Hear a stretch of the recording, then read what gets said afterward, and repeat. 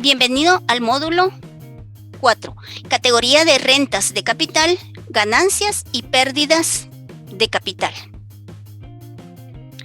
Recordemos que toda renta obtenida en el territorio guatemalteco, independiente que esté grabado o exento o si es percibido por persona nacional o extranjera, debe pagar impuesto sobre la renta. Para iniciar con el tema de rentas de capital y ganancias y pérdidas de capital, es importante hacer notar la diferencia entre ambos conceptos. Rentas de capital son aquellas que provienen de elementos patrimoniales, bienes o derechos cuya titularidad corresponda al contribuyente y aclarando, sea residente o no esta persona. Ganancias y pérdidas de capital serán las resultantes de cualquier transferencia, cesión, compraventa, permuta u otra forma de negociación de bienes y derechos. Lo elemental en esta categoría es que se cumpla la condicionante de que el giro habitual de la persona que percibe los ingresos por estos conceptos no sea el comerciar con dichos elementos. Caso contrario, el impuesto debe de ser liquidado bajo la categoría de actividades lucrativas. Para efectos de determinar el impuesto, el decreto 10-2012 hace una clasificación en la categoría de rentas de capital, ganancias y pérdidas de capital. De ahí partimos que existe rentas de capital inmobiliario, que son las provenientes del arrendamiento, subarrendamiento, así como de la constitución o cesión de derechos o facultades de uso o goce de bienes inmuebles. Tenemos la otra clasificación, rentas de capital mobiliario, las cuales provienen del arrendamiento, subarrendamiento, así como constitución o cesión de derecho o uso de goce de bienes mobiliarios.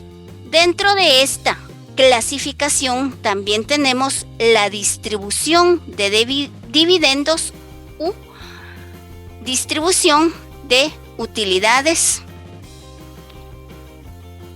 La siguiente clasificación, ganancias y pérdidas de capital. Estas son las resultantes de cualquier transferencia, cesión, compra-venta, permuta o cualquier otra forma de negociación de bienes o derechos, como ya vimos anteriormente, que estén a nombre del contribuyente. Y tenemos una clasificación, en último lugar, aquellas rentas provenientes de loterías, rifas, sorteos, bingos o similares. Todas estas rentas tienen el denominador común de que su trato será bajo esta categoría siempre que su giro habitual no sea comerciar con dichos bienes o derechos.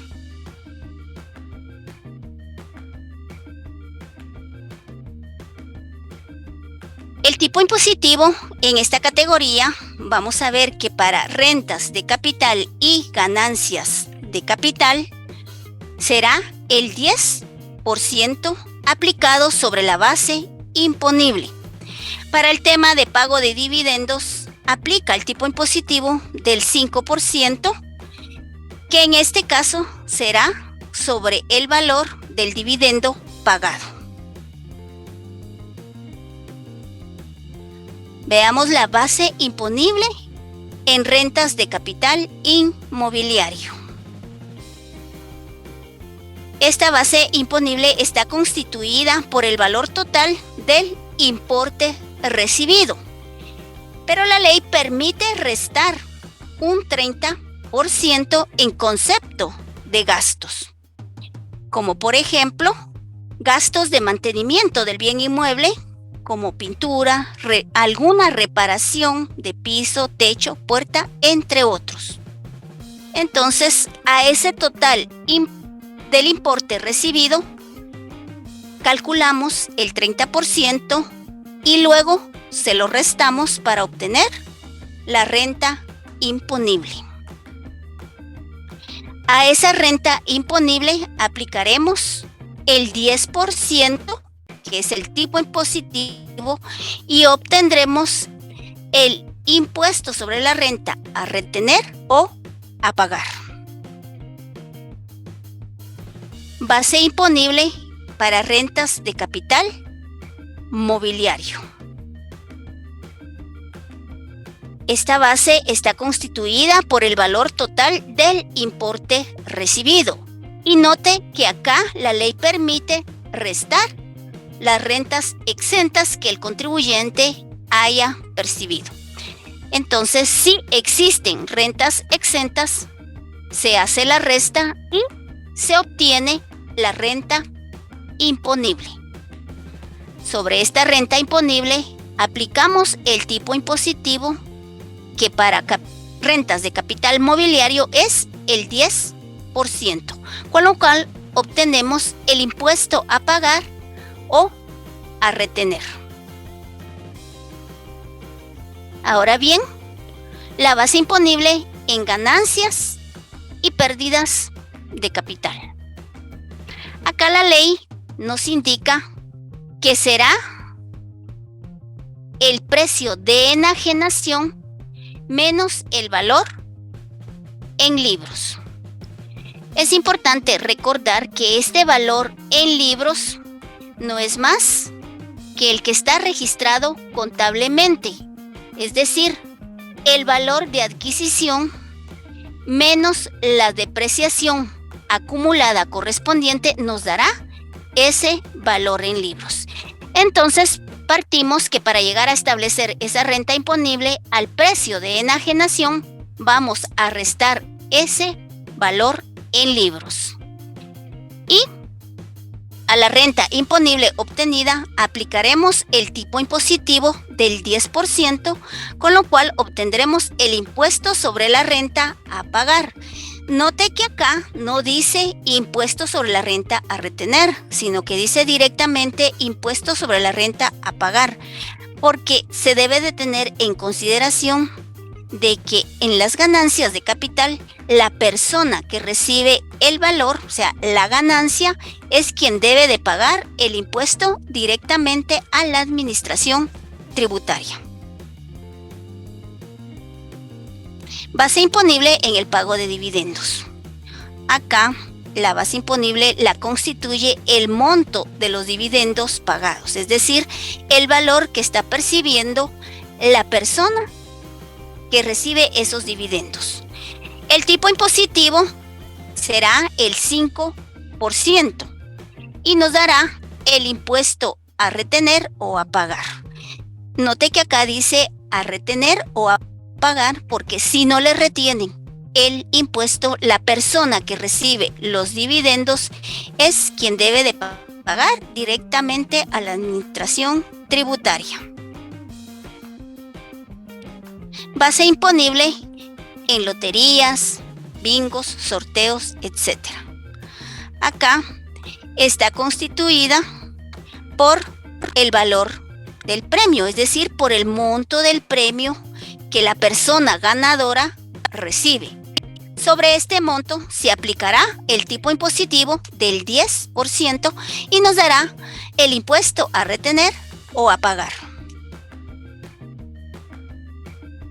Aspectos importantes en las rentas de capital, ganancias y pérdidas de capital. Como vimos, en todas las categorías existe la obligación de practicar retención. En esta categoría de rentas de capital hacemos una excepción en las ganancias de capital, porque esta obligación recae sobre la persona que obtiene la ganancia. El impuesto retenido se debe de pagar dentro de los primeros 10 días del mes inmediato siguiente. Y aquí notamos que hay 3 formularios. ¿Cuándo vamos a utilizar cada uno de ellos? El formulario SAT 1331 lo utilizaremos cuando se practique la retención. Es decir, que el agente retenedor debe enterar a la administración tributaria el impuesto retenido en el formulario SAT 1331.